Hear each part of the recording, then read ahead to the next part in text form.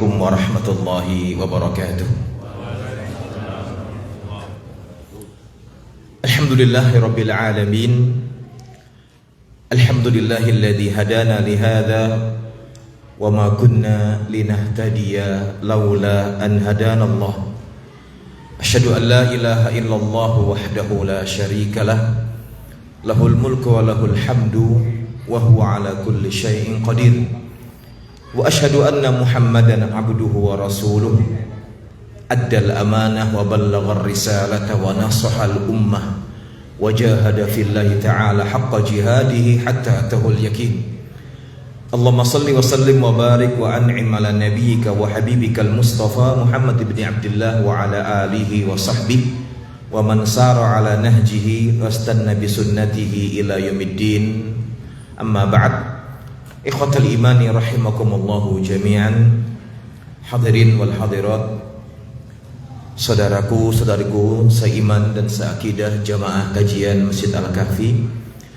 Alhamdulillah, senantiasa kita memuja Allah Rabbil Izzah, zat yang paling pantas mendapatkan pujian dari hambanya. Kalimat syukur hamdalah terus terlontar dari lisan kita setiap kali di antara kita merasakan, mendapatkan begitu banyak karunia ilahi yang tercurah dan terlimpah kepada kita. Nikmat iman, nikmat Islam, nikmat kesehatan, kesempatan dan kekuatan, sehingga dengan izin dan takdirnya pula malam hari berbahagia ini kita bisa kembali melaksanakan salat Isya berjamaah, dan kita lanjutkan dengan majelis yang bersama-sama kita melangkahkan kaki dari rumah kita, berusaha untuk mengikhlaskan niat, membulatkan tekad. Majelis yang bersama-sama kita ingin saling berwasiat dalam hal kebenaran, at-tawasi bil haq. Majelis yang bersama-sama kita ingin saling berwasiat dalam hal kesabaran, at-tawasi bis sabr. Majelis yang bersama-sama kita berharap semoga Allah Rabbil Izzah berkenan mencatat langkah setiap orang dari kita di masjid ini, di majelis ini sebagai amal ibadah yang diterima di sisinya. Semoga pula Allah Azza wa Jal meridhai langkah kita, memberkati usia kita, mengampuni dosa kita, memberikan manfaat akan ilmu yang kita pelajari bersama. Dan semoga dengan kita bersama-sama di sini belajar, Allah pun berkenan menjadikannya sebagai wasilah sekaligus sarana dimudahkannya langkah kita ke surganya kala amin ya rabbal alamin wa ya mujibas sa'ilin.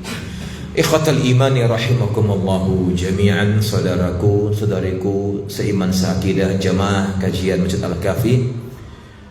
Hal yang akan terus selalu kita gaungkan dan saling kita mengingatkan, realita kondisi sekitar kita, baik dalam perkara akidah, perkara ibadah, akhlak, manhaj atau prinsip, itu membutuhkan perhatian khusus, membutuhkan tenaga ekstra.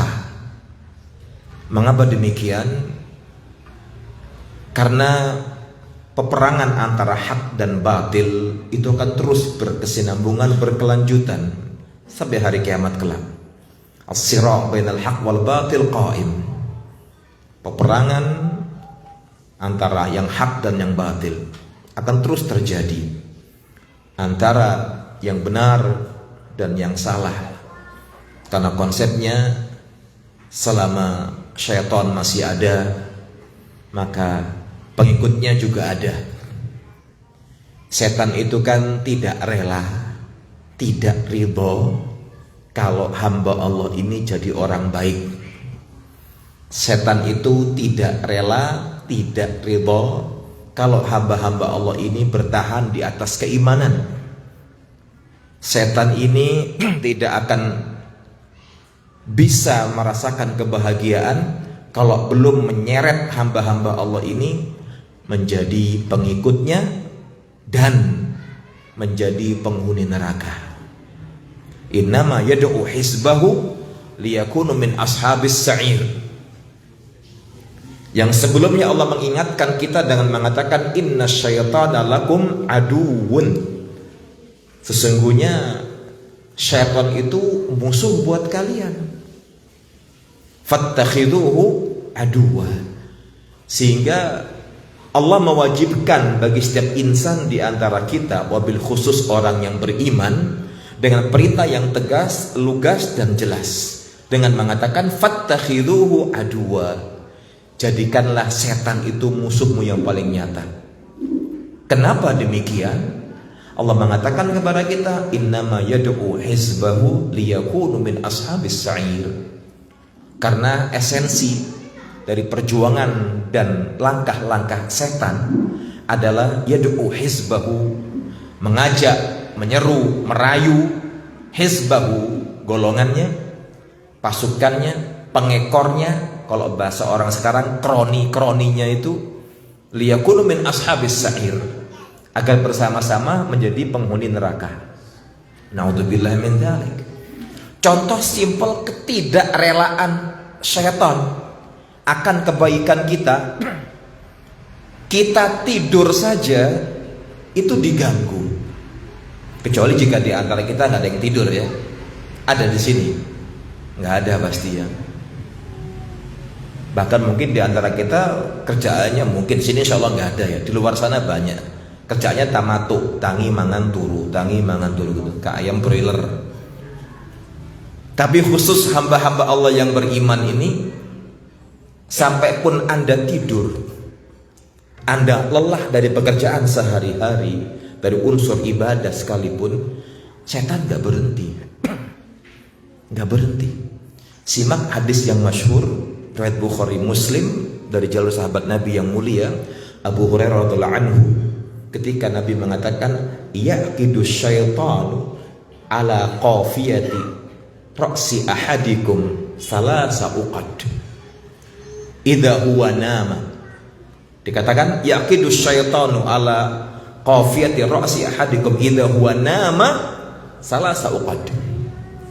Syaitan, kalau bahasa orang kita setan, itu akan mengikat, memberikan simpul ikatan di tengkuk setiap orang di antara kalian. Kapan? Idza nama, nek wis turu, wis keturun, udah tidur, itu setan gak tidur.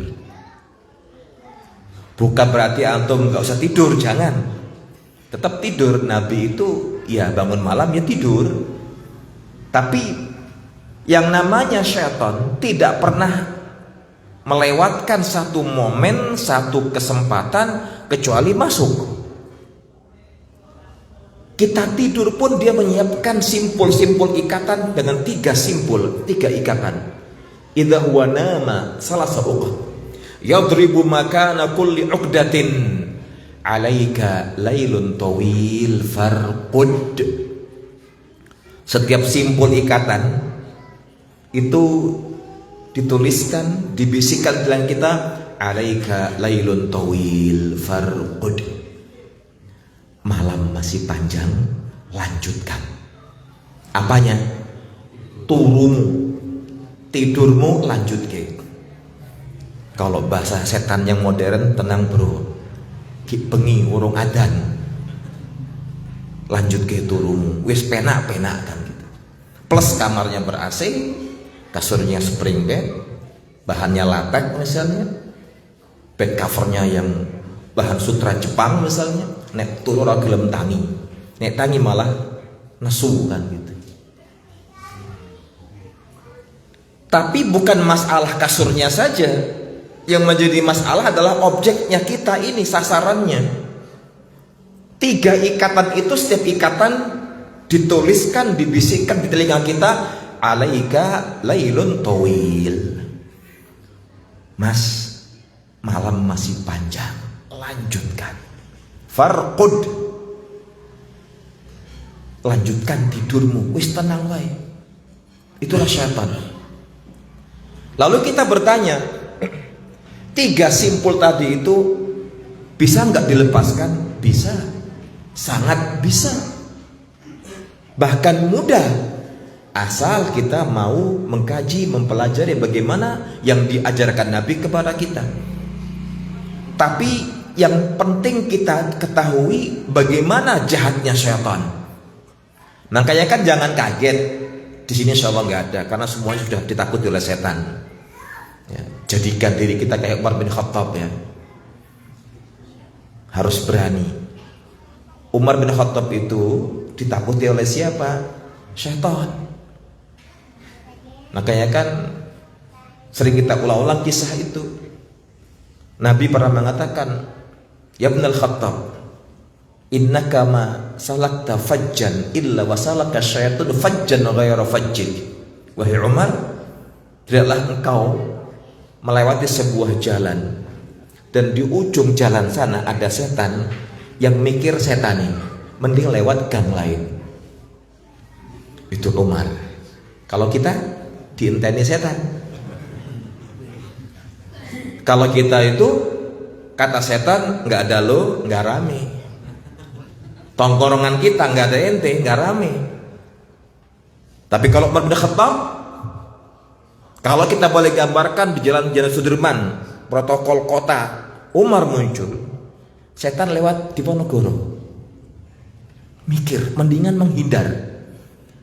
Kalau kita ditunggu oleh setan, makanya pas tidur pun mereka menyiapkan 3 simpul ikatan. Gak main-main. 3 ikatan itu semua dibisikkan dalam kita. Alaika lailun tawil farqud. Wis mas, malam masih panjang, adan jek suwi. Mungkin dibisikkan muadzinnya sakit. Kuncinya hilang, musolai mesti hilang. Orang dibuka masjidnya, orang situ jamaah masjid. Setan. Lalu upaya apa yang kita lakukan adalah Nabi mengatakan fa idza staiqadha wa dzakarallah in halat uqdah. Kalau hamba ini bangun dari tidurnya dan berzikir kepada Allah, berdoa, lepas satu ikatan.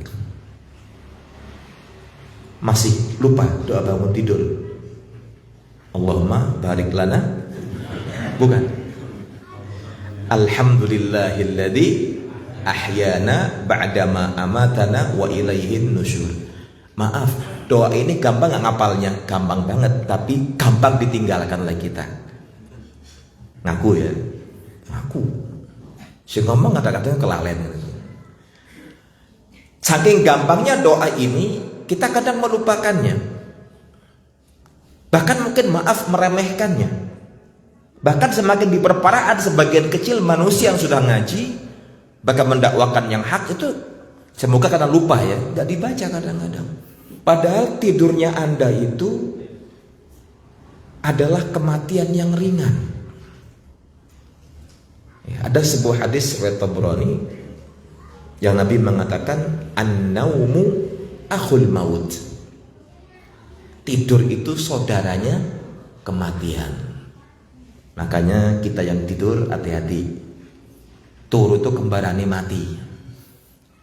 Buktinya mana? Allah yang menegaskan kepada kita di ayat ke-42 Az-Zumar.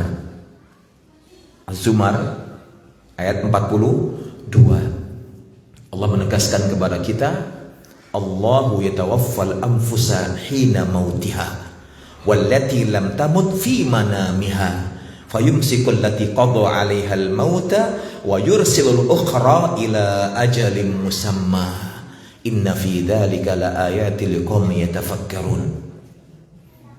Allah lah zat yang menggenggam dan menahan roh seorang hamba ketika diwafatkan. Dan yang belum wafat, yang nahan juga Allah. Kapan? Ketika tidur. Jangan pernah main-main dengan tidur.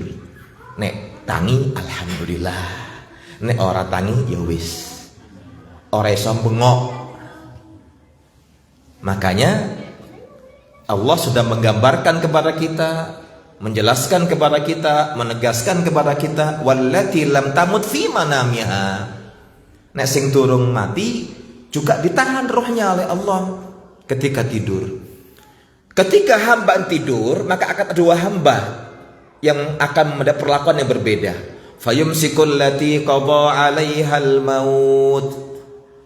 Yang malam ini diputuskan mati oleh Allah, rohnya enggak dikembalikan. Yang kedua, wa yursilul ukhra ila ajalim musamma, sing liyane dibalekke. Yang kedua, Allah kembalikan ruhnya sampai kapan? Ila ajalim musamma, sampai waktu yang sudah Allah tentukan, sampai datang kematiannya. Sehingga Allah menutup ayat ini dengan firman-Nya, inna fi dzalika laayatil liqaumin yatafakkarun. Pada hal yang demikian ini hanya ada tanda-tanda keagungan Allah yang bisa dicerna, difahami oleh orang-orang yang berpikir, orang yang berakal sehat. Sehingga kan kita kalau mau tidur baca doa, mau tidur bismikallahumma amutu wa ahya. Makanya ketika bangun tidur ada sekian zikir yang sempat dibaca Nabi. Yang pertama tadi itu alhamdulillahilladzi ahyana ba'dama amatana wa ilaihin nusyur. Segala puji hanya milik Allah yang telah menghidupkan kami setelah sebelumnya mematikan kami. Artinya mati kita tadi itu. Ngantuk boleh, tapi jangan langsung merem. Ini bablas kan masalahnya. Maka Nabi mengajari kita doa dan zikir sebelum tidur. Ketika beliau bangun pun doa yang pertama dia baca itu. Yang kedua kata Nabi, alhamdulillahilladzi radda alayya ruhi wa afani fi jasadi wa adina li bidzikrihi. Doa yang kedua ini mungkin banyak di antara orang, bukan di sini insyaallah, di luar sana sering kelewatan zikir yang kedua ini. Alhamdulillah, segala puji hanya milik Allah. Alladzi radda alayya ruhi, yang pada saat ini masih berkenan mengembalikan kepadaku ruhku ke dalam jasadku. Artinya Allah masih berkehendak mengembalikan ruh kita ke jasad kita. Wa afani fi jasadi, kata Nabi, dan memberikan keselamatan, kesehatan untuk jasadku. Wa adina li bidzikrihi, dan mengizinkan aku untuk kembali berzikir mengingat Allah. Subhanallah. Nikmat bangun tidur itu merupakan nikmat dari Allah. Artinya begini, nek di antara kita hari ini bisa bangun tidur, kata para ulama itu sebuah kenikmatan yang harus dan wajib disyukuri. Artinya apa? Itu berarti Allah memberikan kepada kita peluang untuk perbaikan, peluang untuk memperbaiki, peluang untuk islah. Maddalahul ajal li islahi a'malihi. Allah memberikan tempo agar orang ini memperbaiki kualitas amalnya, ketakwaannya, imannya. Maaf, kan Allah sedikit mengatakan di penghujung ayat tadi, liqaumin yatafakkarun.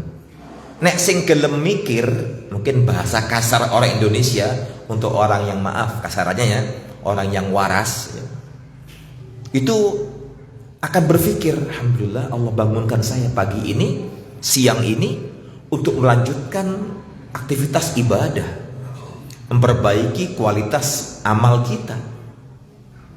Kalau orang yang, maaf, gak punya ilmu, gak pernah ngaji, gak ngerti dalil, ya bangun ya ngulet-ngulet mangap kayak kudanil gitu, misalnya gitu ya, sak gede-gede ini mangape.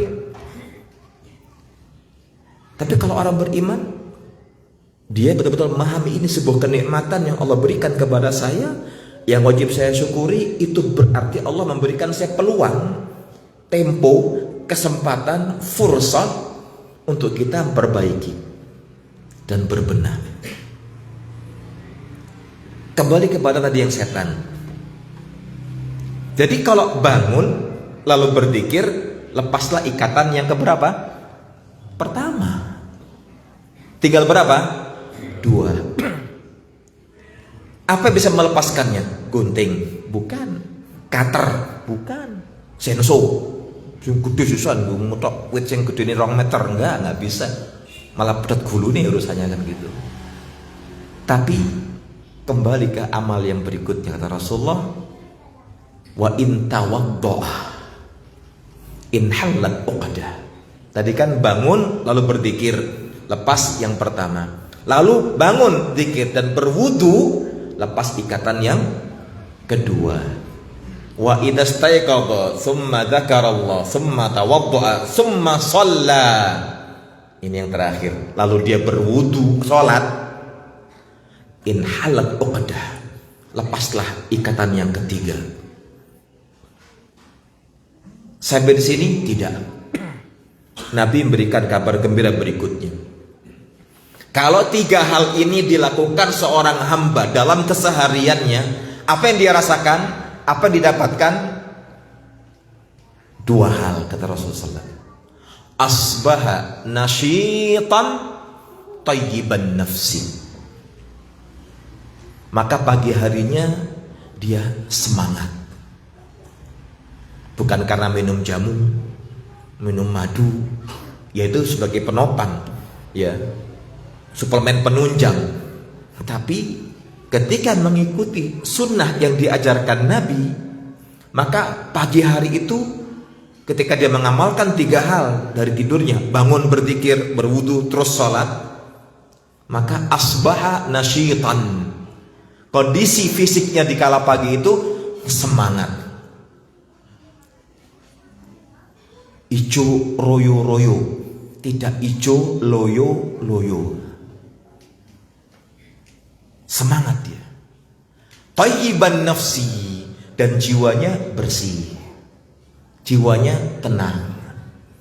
Wa illa, sebaliknya.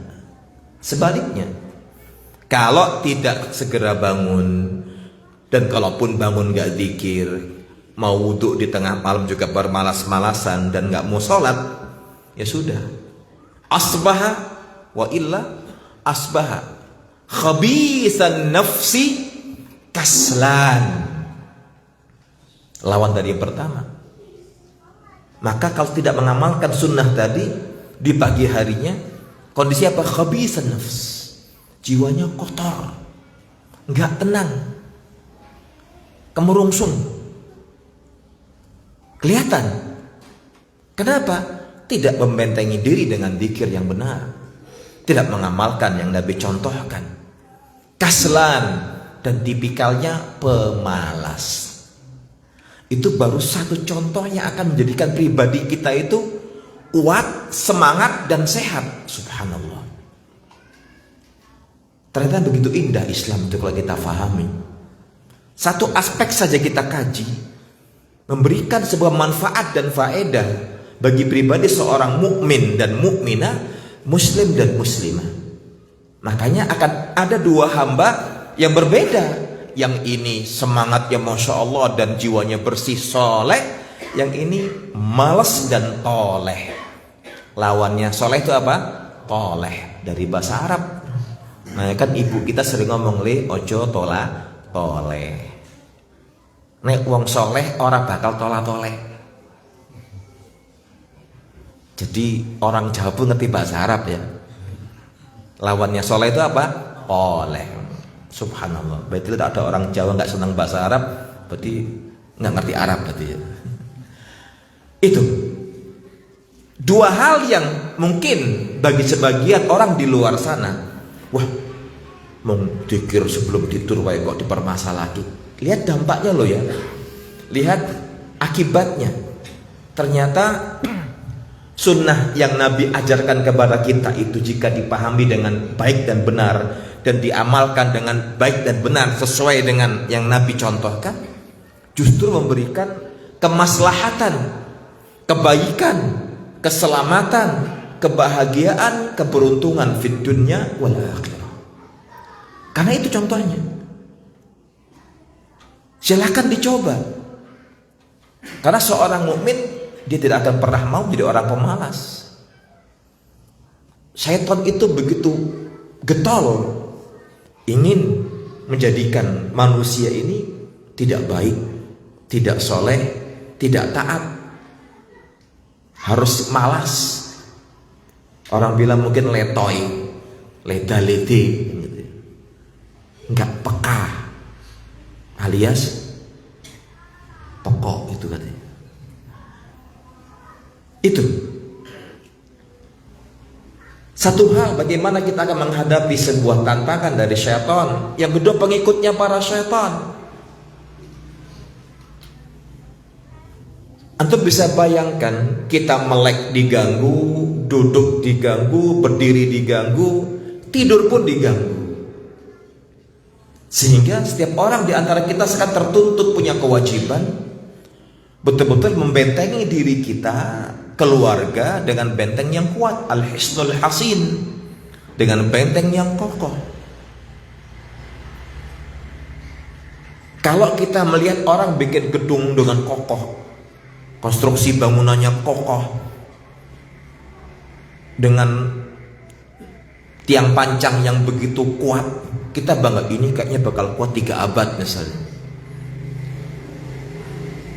Pribadi kita bila ditata dengan pondasi yang kokoh, nggak cuma 3 abad, sampai hari kiamat akan berbahagia dan selamat dia. Kalau gedung ada masanya.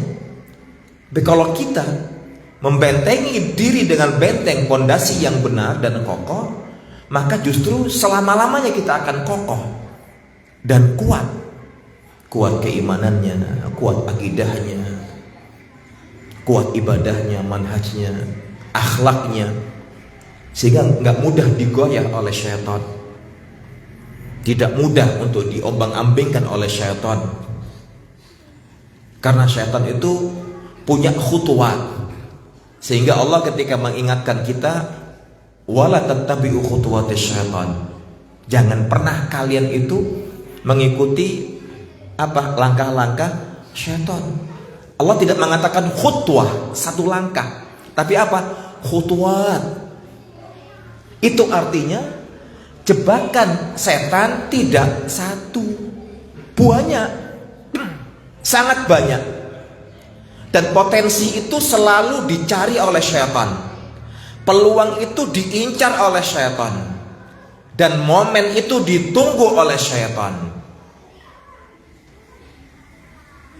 Sehingga jangan pernah kita menjadi korbannya syaitan. Kalau korban perasaan, gampang ngobatinya, selesai. Tapi ini korbannya setan, angel ngobatinnya, susah. Kenapa? Karena nggak ketahuan, nggak ketahuan. Syaitan itu selain menjadikan kita ini hamba tidak baik, tidak soleh, tidak taat, tidak bertakwa, plus akan ngoyak-ngoyak yang lainnya. Artinya apa ngoyak-ngoyak yang lainnya? Akan juga menjadikan orang sekitar kita pun sama, dirusak. Setan itu paling pintar membaca situasi dan keadaan. Sehingga hal kedua yang harus kita waspadai adalah bagaimana kita mewaspadai agar syaitan itu tidak merusak hubungan kita sesama manusia. Setan paling gak suka kalau kita rukun, gak suka. Lawang iblis itu tentara yang paling hebat, yang bagaimana? Yang bisa menceraikan suami istri. Iblis ketika memanggil pasukannya, tadi kamu kerja apa? Oh ini. Biasa tanggapan panglimanya. Yang kedua ini. Yang ketiga, saya tadi berhasil memisahkan suami istri yang sudah menikah dan bercerai. Ini baru is the best. Bila pasangan suami istri saja akan digoncang oleh setan, apalagi pertemanan kita. Makanya Nabi pernah mengatakan kepada kita, setan sudah berputus asa, tidak mampu menjadikan bangsa Arab menjadi penyembah berhala. Tetapi ada peluang yang setan bisa masuk ke sana. Walakin fit tahrishi fima bainahum. Tahrish. Nah ini yang perlu kita waspadai adalah apa? At-tahrish. Adanya provokasi. provokasi. Syaitan tahu bahwasanya manusia di muka bumi ini paling seneng dikompor-kompori, paling seneng dijadikan tersulut sehingga emosi. Maka at-tahrish itu provokasi syaitan. Berapa banyak teman yang dulunya baik jadi nggak baik, teman tadinya akrab jadinya lepas. Karena memang syaitan tahu tidak ingin kita itu langgeng dalam pertemanan, tidak ingin kita itu langgeng dalam persahabatan, tidak ingin kita itu langgeng dalam menjalin ukhuwah di antara kita. Dibubarkan. Bukan bubarkan kajian, enggak. Itu enggak butuh. Tapi bagaimana mengoyak-ngoyak saf kita, mengoyak-ngoyak persatuan kita. Sehingga ingat, ketika Nabi mengingatkan kita dengan satu hal yang sepele ketika bicara masalah sholat, beliau mengatakan, wala takhtalifu fatakhtalifa qulubukum. Jangan sampai saf kalian itu berbeda-beda lurus dan rapatnya, karena perbedaan dalam fisik kalian ketika mengatur saf salat itu berakibat takhtalifu qulubukum fatakhtalifa qulubukum. Imbasnya hati kalian ikut berselisih. Ini sering saya ulang. Istinbat Syekh Abu Usama Salim bin Id Al-Hilal dalam kitabnya Musuh Amanah Syar'iyyah, kita bicara masalah ibadah, kata beliau, ikhtilafu al-zahir yuaddi ila ikhtilafil batin, wa ikhtilaful batin yuaddi ila ikhtilafil zahir. Perselisihan secara lahiriah fisik kita itu akan berimbas ke dalam hati, berimbas pada perselisihan batin. Pun juga sebaliknya, perselisihan batin akan nampak dari perselisihan yang lahir. Nabi yang mengatakan demikian, wala takhtalifu, jangan pernah kalian berselisih dalam perkara saf saja, karena barisan kita akan dimasuki oleh virus yang namanya tahrish, provokasi dari syaitan. Akan dikoyak, akan dirusak, akan diobrak-abrik, sehingga tadinya itu indah jadi tidak indah, tadinya betul-betul nikmat jadi nggak nikmat, tadinya betul-betul sangat-sangat akrab jadinya malah menjauh. Itulah tahrish, jahatnya syaitan. Dengan program panjangnya setan itu, bagaimana bisa merangsak masuk ke barisan saf-saf kaum muslimin untuk dipecah belah, untuk diobrak-abrik. Karena memang tipikal manusia itu mudah untuk diprovokasi, mudah dikompori. Terkadang sebagian kita tidak sadar itu. Mungkin yang pas belum sadar. Karena kalau tidak sadar artinya pingsan dia. Kalau sebagian orang ahli bahasa dikritik, bukan tidak sadar Ustaz, berarti pingsan dia, belum sadar. Belum sadar akan kondisi ini. Sehingga syaitan itu tidak pernah berhenti untuk menjadikan kita ini tercerai-berai. Jadi kalau suami istri saja dipisahkan, apalagi persahabatan. Kita sadarlah, dalam konteks kita pun maaf sudah menikah berumah tangga, itu tidak mungkinlah setiap hari hahihi, nggak ada. Ada saat konflik ringan tapi berkepanjangan, ada saat berat dan bubar, ada saat berat terus panjang, dan seterusnya. Anda bisa bayangkan dua insan yang terikat dengan ikatan syar'i, yang Allah ridhoi pernikahan itu diopo-opo, apalagi ikatan ukhuwah yang nggak ada surat nikahnya, hanya pertemanan biasa. Sing dua ini surat nikah disaksikan oleh petugas KUA saja bubrah ya. Apalagi kita yang persahabatan tanpa bukti kadang-kadang mudah dipisah. Kenapa? Itulah syaitan. Sehingga tuntutan setiap orang di antara kita berpikir dan memikirkan agar benteng kita ini enggak goyah dan tidak mudah dikoyak oleh syaitan. Karena mereka tahu celah, tahu peluang, dan pandai membaca sebuah kesempatan. Lengah kita dari zikir kepada Allah, maka itu pintu masuk syaitan. Tadi kan kita di mukadimah tidur dengan zikir lupa zikir diikat. Ternyata zikir itu buat kita ringan, sehingga mungkin maaf banyak orang meremehkan, padahal manfaatnya besar. Maka kata para ulama, kita kalau disuruh push up 100 kali kan berat, tapi kalau suruh ngomel 5 jam kuat. Diganti ngomel dengan zikir.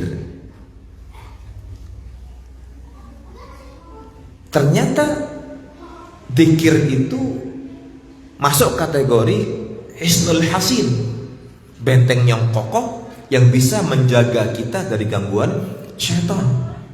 Makanya Allah Rabbul Izzah di ayat ke-36 Az-Zukhruf, Allah menegaskan kepada kita, wa man ya'shu an dzikrir rahmani nuqayyid lahu syaitanan fahuwa lahu qarin.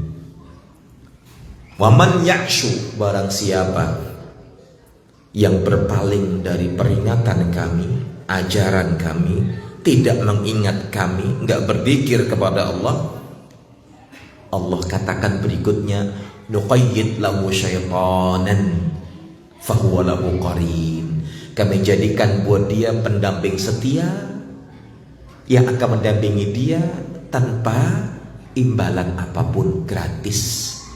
Setan siap mendampingi dia sampai pun dia mati akan mendampingi dia. Fahuwa lahu qarin, kata Allah, terus mendampingi dia. Allah yang mengingatkan kita, Allah yang mewanti-wanti kita, Allah yang mentahdir kita agar jangan pernah lengah dan lupa dari zikrullah. Karena Allah mengatakan nuqayyid lahu syaitanan, kami jadikan buat dia pendamping setia, jenenge sapa? Setan. Pendamping setia yang tidak butuh untuk diberi nafkah oleh Anda. Pendamping setia yang gak butuh perawatan. Pendamping setia yang gak butuh parfum. Pendamping setia yang gak butuh shopping tiap minggu.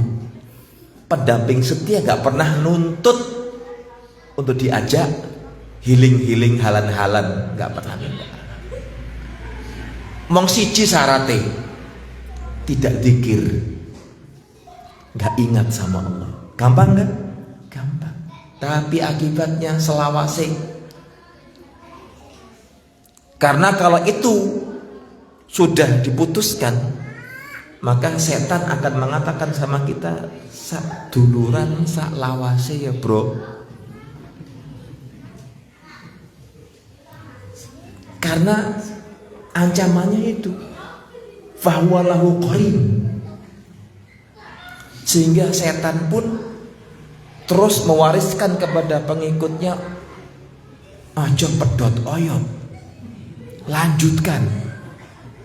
Karena mereka ini adalah makhluk-makhluk yang gampang untuk diganggu.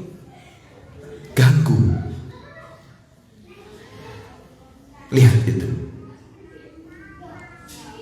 Allah sudah mengingatkan kita, maka berhati-hatilah. Makanya kata para ulama, kalau Anda dan saya disuruh push up 100 kali, kemeng.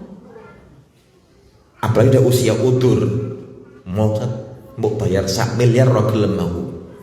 Memang kadang-kadang kuat ya. Tapi kalau suruh ngoceh, kuat dia.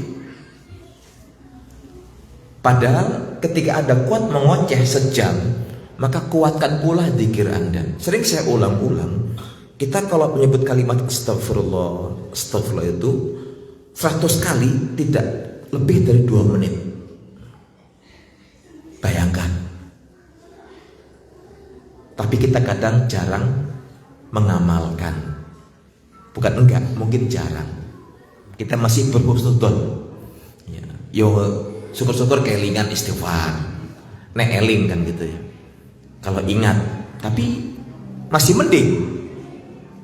Hal yang mungkin oleh sebagian kecil kaum muslimin di luar sana itu hal yang sepele, tapi dampaknya naudzubillah min dzalik, menentukan masa depan Anda.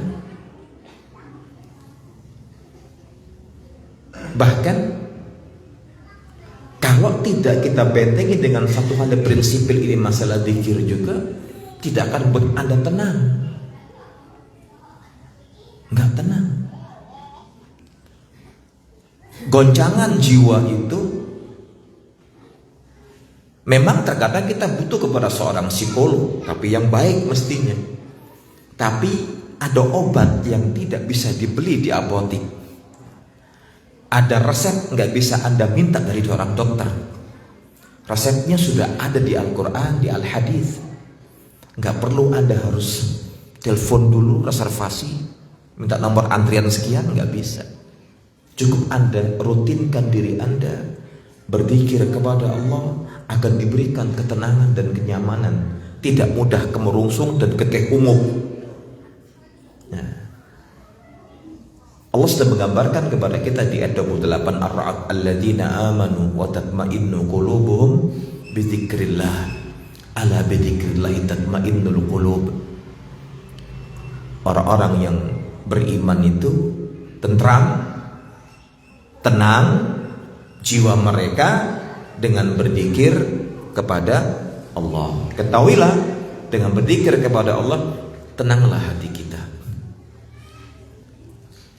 Ini resep langsung dari Allah Rabbil Izzah. Hanya saja mungkin jarang di antara sebagian hamba-hamba Allah di muka bumi ini yang mau mengamalkannya.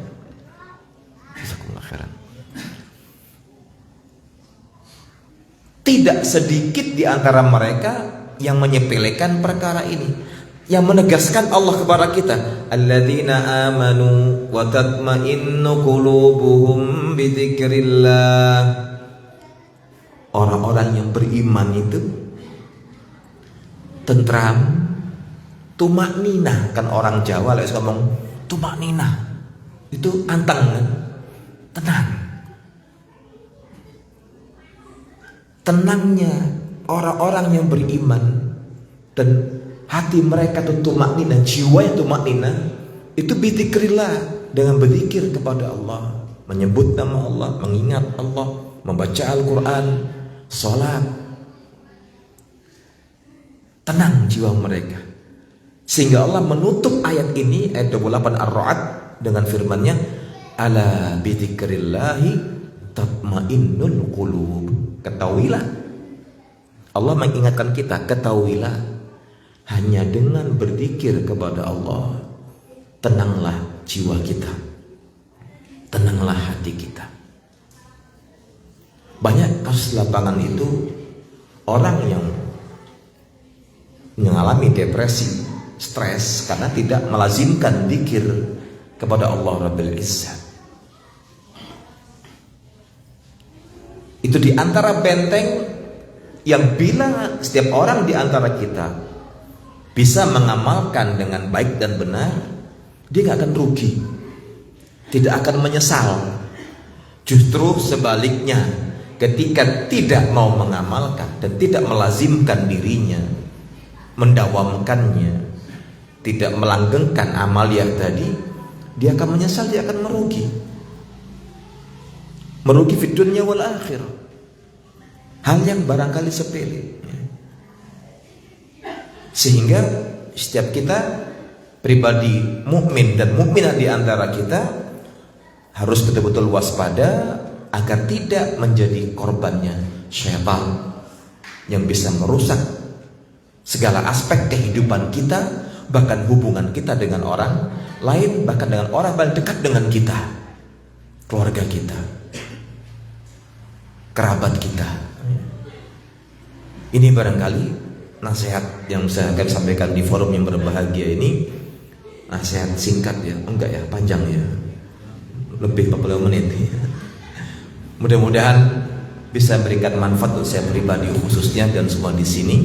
Dan semoga Allah Rabbul Izzah senantiasa menjaga kita dari fitnah baik yang lahir maupun yang batin, dan menyelamatkan kita dari gangguan syaitan, dan menjadikan kita orang-orang yang bertakwa dan istiqomah di atas Islam dan sunnah Nabi kita Muhammad SAW. Amin. Walhamdulillahirabbil alamin. Wassalamualaikum warahmatullahi wabarakatuh.